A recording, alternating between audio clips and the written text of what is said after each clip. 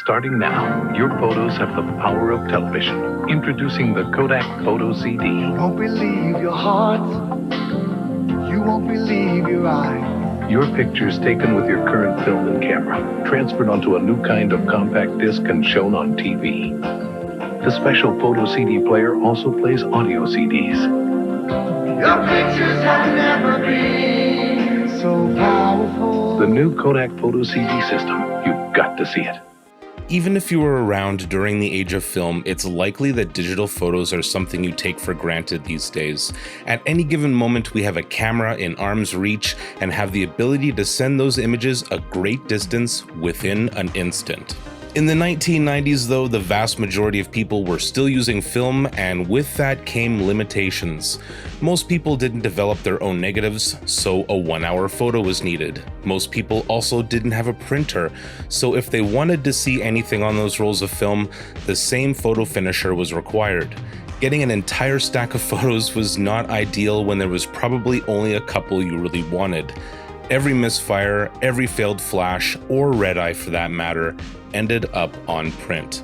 But in 1990, a few technologies were emerging that would change the landscape of photography forever, and one of them was the Kodak Photo CD System. The Kodak Photo CD promised a modern way for photographers to have an electronic copy of their film negatives, but was it worth it to the average consumer? Over the next few episodes, we're going to take an in-depth look at the Kodak Photo CD System, from the hype leading up to its release, to the initial reviews, and finally, the public reception. Welcome to This Old Camera. I'm your host, Azriel Knight, and on this episode, we're going to look at the Kodak Photo CD System.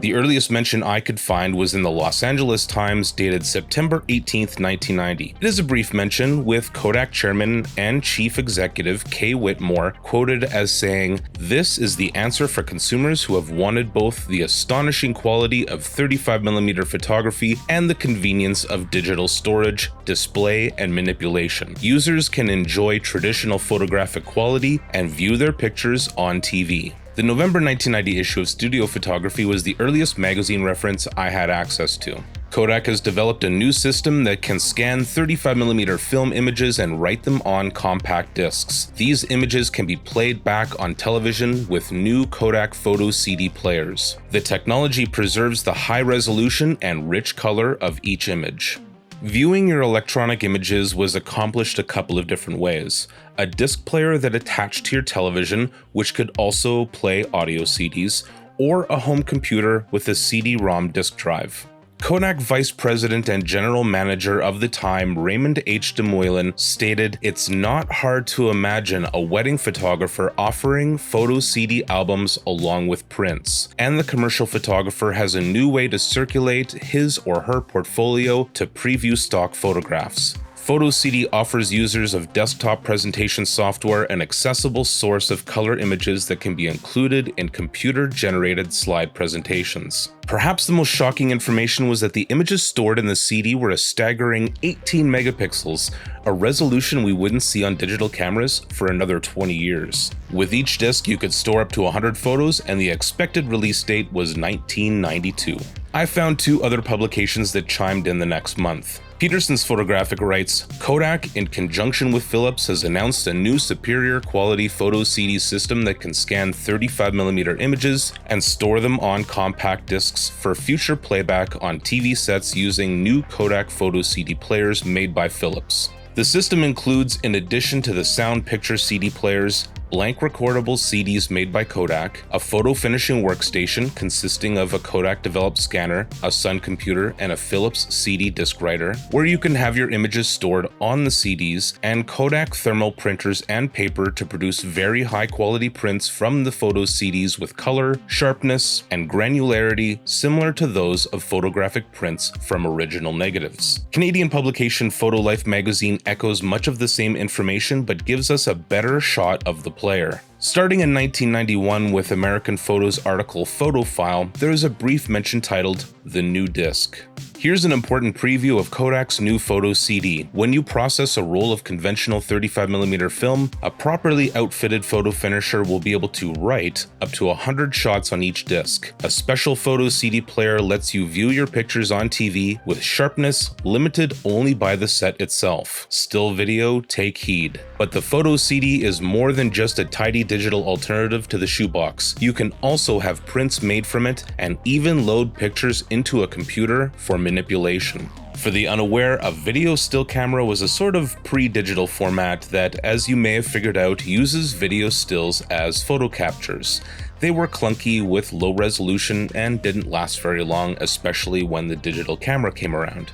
In fact, the format was mentioned alongside the photo CD in the January 1991 issue of Popular Photography in a 9-page report called Imaging in Transition. Written by the editors, Pop Photo dives into a bunch of new technologies like still video, or SV for short, and of course the Kodak Photo CD, stating, "Kodak has been generating a lot of talk about imaging and storage standards with the announcement of its Photo CD." The reason for this was companies were just beginning to create cameras that allowed you to see the image right away, like the SV format. Problem was, what could the consumer do with the image after it was captured? Many of these instruments were proprietary and could only be viewed by their adjacent technology. The Kodak Photo CD promised a bit more. While it did have a special player to complete the system, the images could also be viewed on a PC. Yes, you could argue that not many homes in the early 1990s had one, but the CD could also be taken to the photo finisher for prints, and one could argue that this appealed to the future-proofing photographers of the world.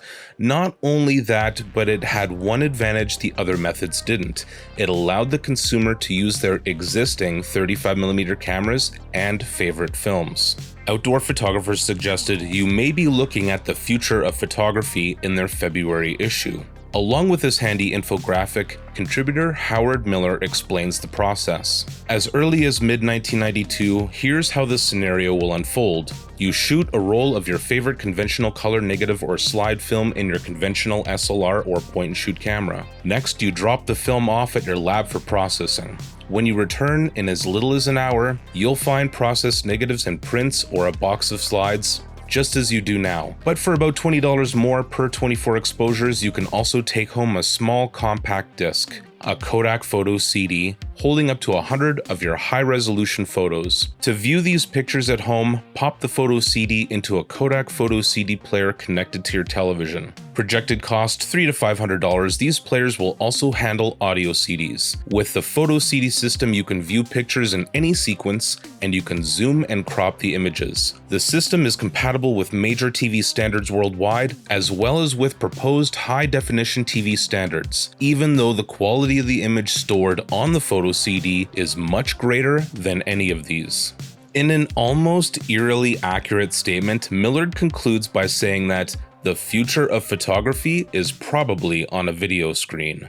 PhotoSource and PhotoDigest referenced Popular Science magazine, which honored Kodak's Photo CD as one of the year's 100 greatest achievements, which is a little odd if you think about it, as it hadn't been released yet. Popular Science predicted the new format as on the cutting edge of technology that will take us into the 90s. Among the others honored were Fujichrome Velvia film and the Canon Futura.